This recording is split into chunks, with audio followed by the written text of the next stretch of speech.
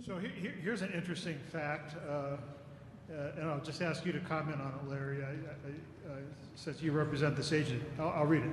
I think there needs to be more flexibility to allow folks working in youth tobacco to work also in marijuana. Right now, on tobacco staff funded by Amendment 35, these staff are not allowed to participate in any marijuana-related trainings, including this meeting. And then this person goes on to say, it seems like if marijuana is even mentioned at a meeting, the tobacco staff aren't allowed to attend. Wouldn't it be good if we could somehow work together? Yes, it would, but the federal government has something to say about that. So it's really just a practical aspect of how the federal government classifies marijuana versus how we classify it here in the state.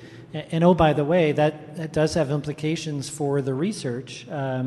If and when we get the approval for the research money here in the state, for institutions who are federally funded to think about, and we've talked to them as stakeholders, the universities around, including the School of Public Health, and we think there are ways to construct this, and there are ways to provide services for folks around marijuana that are independent of how we provide those services through federally funded tobacco folks. So since this question was specifically about Amendment 35 funded positions, which would be state money, is the problem that there's some intermingling of federal and state money?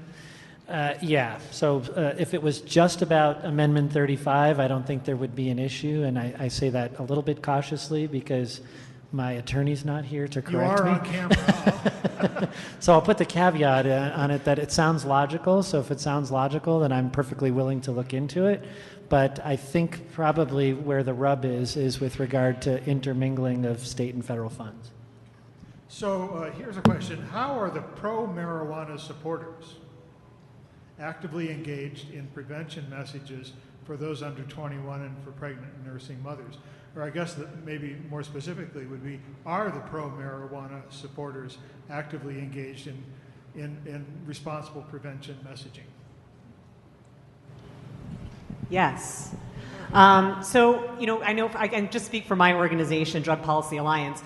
We do not support the use of marijuana among minors. We do not support the use of marijuana for pregnant women unless under the very specific care of a doctor for a very specific reason. So I think that there's an assumption sometimes that people that are in favor of regulating cannabis or marijuana as opposed to prohibition, it means for everyone, that we just want it to be available for everyone at all times.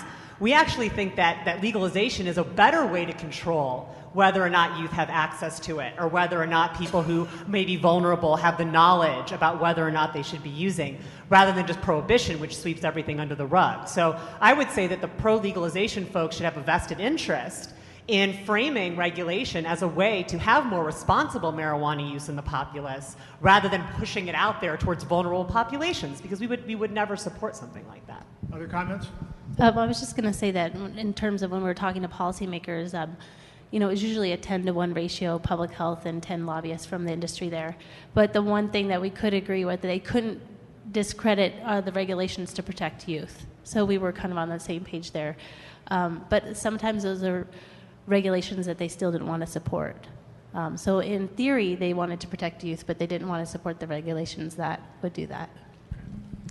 And I'll Yes, Mary. I'll add that in the state of Washington, the Washington ACLU was, a lawyer from the Washington ACLU was the prime writer of the initiative and reached out and was a key person in getting those funding allocations for prevention and education treatment, and has maintained that commitment. And then multiple marijuana industry companies have been supportive of the packaging movement that we had this past year, and they've been at various House and Senate hearings supporting those bills. What's being done to address marijuana use in the workplace, generally among workers, especially transportation workers, equipment operators, and so forth?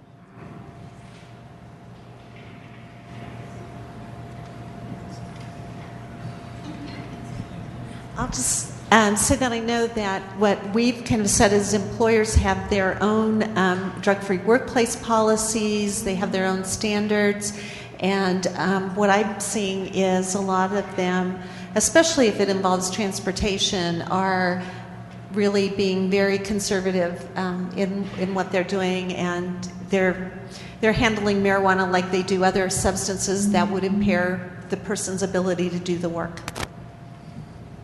So that really nothing's changed along those lines. For summer, how are you supporting schools in Boulder?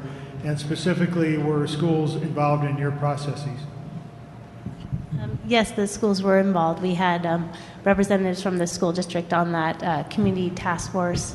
And then we also had representatives from early childhood care centers that were able to write letters in terms of support for some of the regulations. And also the way we're engaging them, I guess there's multiple ways that we already engage schools within public health. So I think there's some things happening with our prevention and intervention teams already through our addiction recovery center.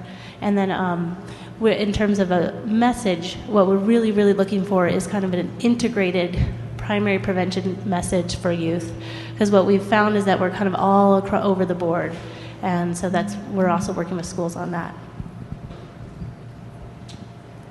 So I just have a couple more questions, and we're gonna end because I think the snow's starting to stick for traffic safety. I want to get you out of here, but let me invite anybody who would like to ask a question just to come up here and make a little queue behind me, and we can do that to close out. I do have a couple more here while you're coming up. Anybody who wants to ask a question, come on up. We've received several reports from pregnant clients that a prenatal provider has been advising them that it's okay to smoke marijuana during pregnancy for various symptoms and so forth. What should we do, or how should we confront that provider, and if so, how? So this is a question about providers. I think that's a good question. The Health TeamWorks, if those of you that are familiar with those clinical guidelines, has created a supplemental marijuana guideline. And in that guideline, it talks about risk to pregnant women. So I would use that as kind of the basis for that conversation, because if they're doing any sort of quality improvement measure or process within their clinics already, they'll be familiar with that platform. This is not really a question, but a comment. I thought it was worth mentioning. The comment that there's something called wax, which is a pure form of THC, concentrate 90%. It's that's currently being used rampantly by middle and high school students. And the person who made this comment was asking at the break of what we knew about it. And I guess we don't know too much about that one, right? So what we're really talking about is concentrated marijuana, which if anyone's heard of hashish, it's the same thing. It's just a different form of hashish. So wax and hashish. They're the same thing. They're concentrated marijuana that's just drawn out of the plant by different methods, so it looks a little bit different in the end product. But it's hashish, which is a very highly concentrated form of marijuana. I think it is an issue that young people are seeking out, very high levels of intoxication, but I don't think it's just marijuana. I mean, if you think about spring break, going down, sitting in a chair, getting spun around, and getting alcohol poured down your throat, we have an issue with adolescents seeking overconsumption and overintoxication.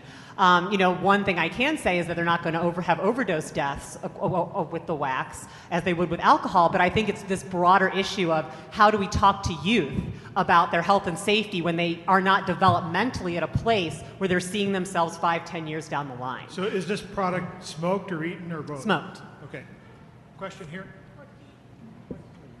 Hi, my name is Kara Pollock, and I'm a nurse practitioner student about to graduate from CU. And I really, as I go through finishing my clinical rotations, I just would love some more direction, specifically from the healthcare providers, because this is an issue that I come across a lot, and patients asking. And my experience so far has been that a lot of providers say, well, let's just try and avoid the smoking and go towards the edibles. But just, I feel like as a clinician, we need a little more guidance on the appropriate discussion with our patients, and then down the line, our safety in terms of our DEA number and prescriptive authority. So just like some information and comments about that.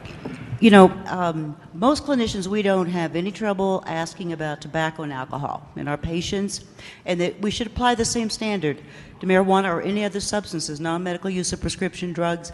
You ask whether somebody is on medical marijuana or an adult using it recreationally, You, just as we have alcohol and tobacco, you ask about those, you inform about the health risks, and you have to weigh risk-benefit.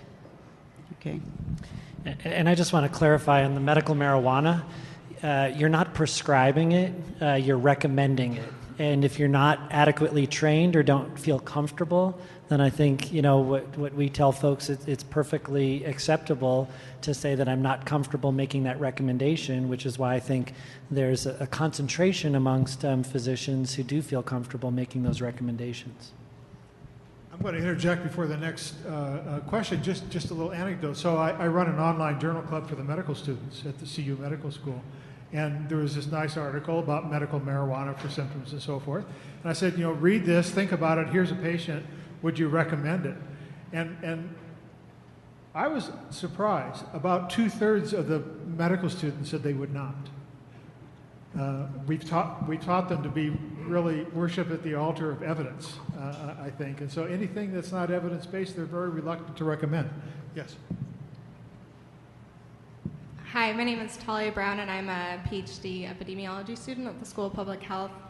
And I'm wondering, kind of for a harm reduction strategy, I think you touched on this earlier, just with the enormous problem with overdosing with opioids and people going from opioid use to heroin, so starting as being prescribed because of chronic pain.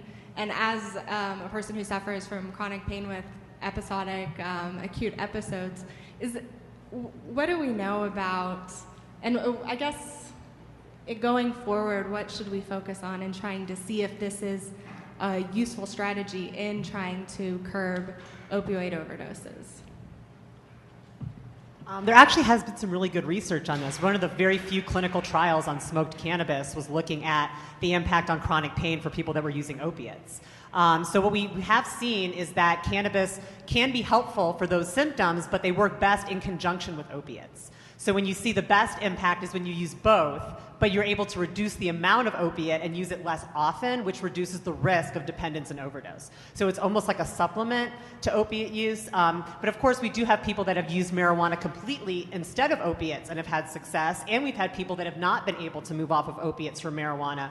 But I think that there's a lot of wiggle room there in helping individuals that are concerned about chronic use of opiates over a long period of time to reduce the level in their system so that we're not as worried about dependence and overdose. And we should say that there are also evidence-based scientific ways to manage chronic pain that we already know about that don't involve marijuana, right? We really don't have the evidence to say, wow, do the marijuana instead of opiates. I really want to emphasize for almost all of these medical indications, we also have alternative treatments that with proven efficacy. And I have no doubt, I see his head shaking, that some patients benefit from smoke that they didn't get from Marinol or synthetic THC. I have no doubt that that occurs. But you saw the spike in use for chronic pain. I'm pretty concerned trading one addiction for another, perhaps. Next question. Okay, Larry. I was just going to say, this sounds like your thesis project as you finish getting your PhD. So. It has to be epidemiology, though. Okay. Hi, Kristen Evanwoods. I'm the local public health director and sit on the State Board of Health. And during our hearings for medical marijuana, a number of vets in the audience expressed that marijuana helped them and was really important for them to take for PTSD.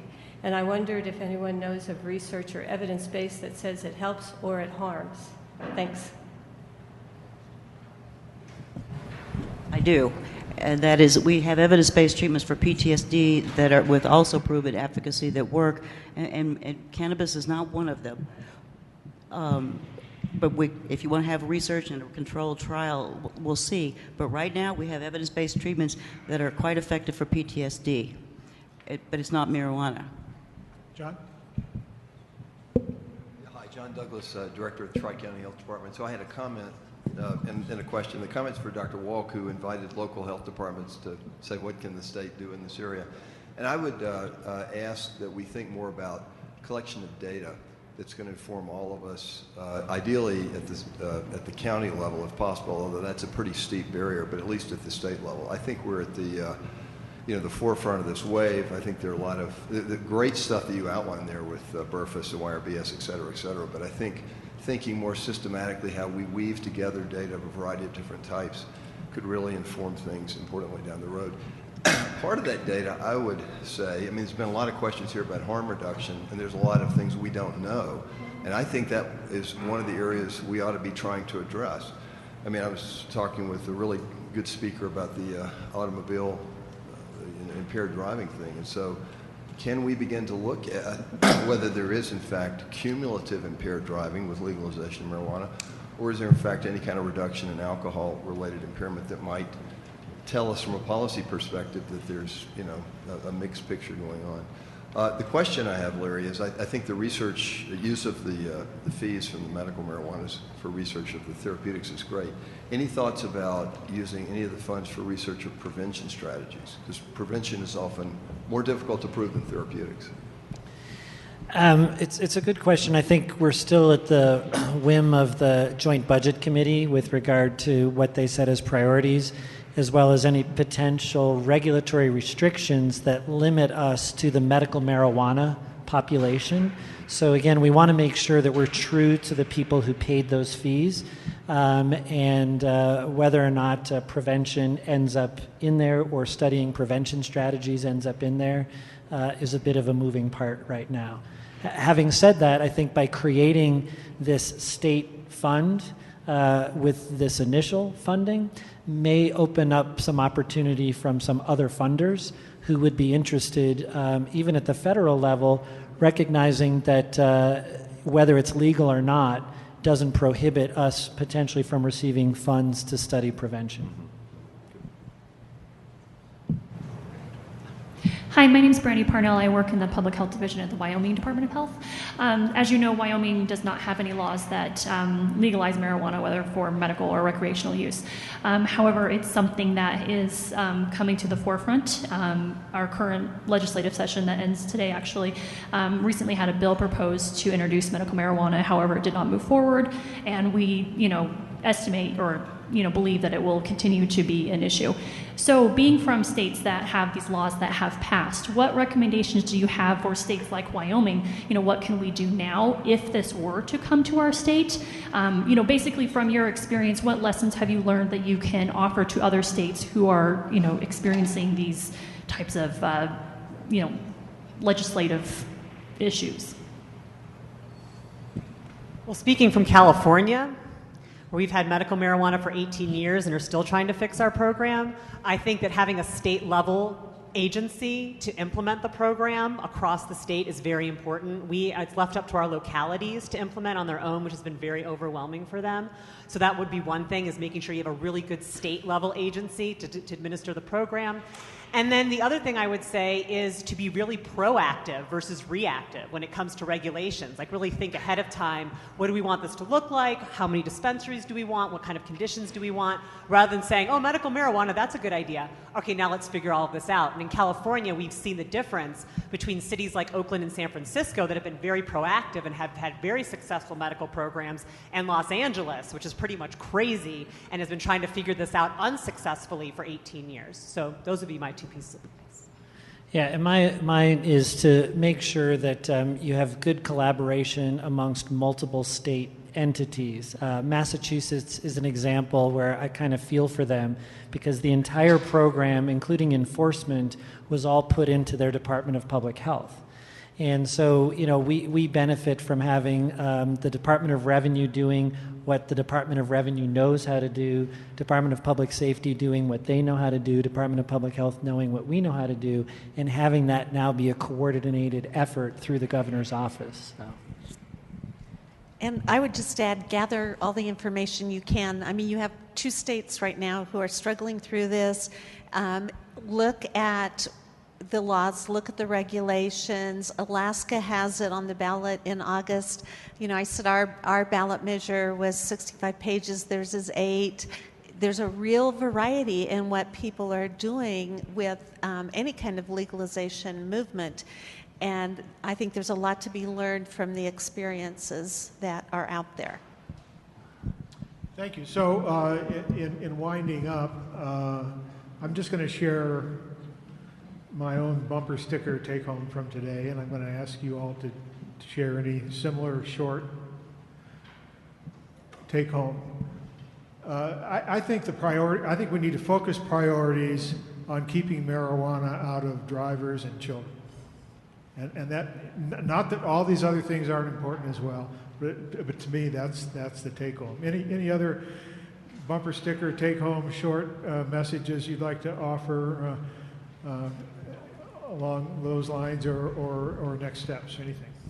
Well, I think you took mine. I think we landed on the same thing, was looking at the youth piece and drug driving, and also pregnant and nursing mothers. And those with mental disorders or substance use disorders as well is kind of where we could start as a community. And then after that, we're just connecting in again with other researchers. So I think it's the connection piece that, someone had said how just making those relationships, we don't have a system yet to build this upon. And so to try to help build that system and be a part of that network. Any other comments, David? Yeah, I would add that substance abuse treatment needs to be a priority, not just for marijuana, but for marijuana in particular. That legalizing or decriminalizing isn't enough. That some people have major problems with the drug, and they need to have access to treatment. And it needs to be reimbursed. Others, yes. I think the Colorado Department of Transportation is like one day ahead of you, because probably people have seen the press, drive high, get a DUI. So maybe they printed bumper stickers. Yeah, I thought it was interesting that they used a little bit of humor in their education. Yes? I would add be comprehensive. I think that sometimes we focus on one substance. We focus on alcohol, and then prescription drug abuse goes up. We focus on tobacco, and then marijuana use goes up. And I'm talking primarily for kids, and that we really need to look at healthy youth across the board. And I'll just add, coming in late, I agree with what Tim had mentioned, but in addition to children, I would just say the vulnerable populations, and in that, I'm talking about reproductive age women who may be able to or are considering becoming pregnant as well. And I just want to add that there are risks associated with marijuana use, and I think it's important when we talk about policies that we're addressing those risks head on, but I also think there's benefits. And I think we have to also recognize that keeping 750,000 people out of jail annually for marijuana possession, that saddling people with collateral sanctions and that they can't get housing and employment and jobs later on in their life, is a benefit to society. So I think it's a balance of the risks and benefits, but I think we should look at the risks. We should also look at the potential benefits of moving this substance out of the criminal justice system, which is what I think really came to the forefront in some of the legalization campaigns. Yeah, the last question, which I actually passed over, was around that, getting at the more macro social assessment of these policy shifts in all those different domains. Any other comments? I'm just going to support this perspective because I'm sure many of you have had the same experience with your relatives or when you travel out of state. Suddenly, Colorado is all about marijuana. And I think, we have a lot of challenges in the state and when it comes to health and the environment. And from our standpoint, we just want to keep it all in perspective. And this is yet one of those things that makes Colorado unique and great, but let's keep it all in perspective.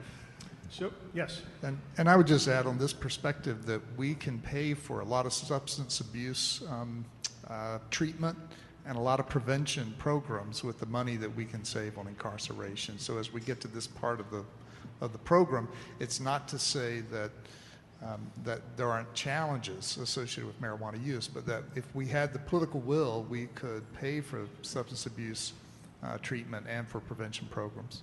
Instead of sending it to higher education. No, well, just kidding. Just kidding. After we fully fund higher education. Higher education. Okay. You will get on your emails. You'll get an evaluation. Please fill out that summary. It'll be very helpful for us in terms of feedback about the logistics and the framing of these conferences. Our next conference will be on oil and gas and health, and that will be much easier and much less controversial. in June, so look for that. That planning is underway. Please join me in thanking all the staff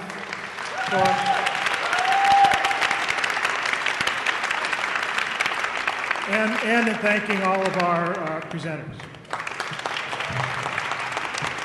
Have a safe drive home.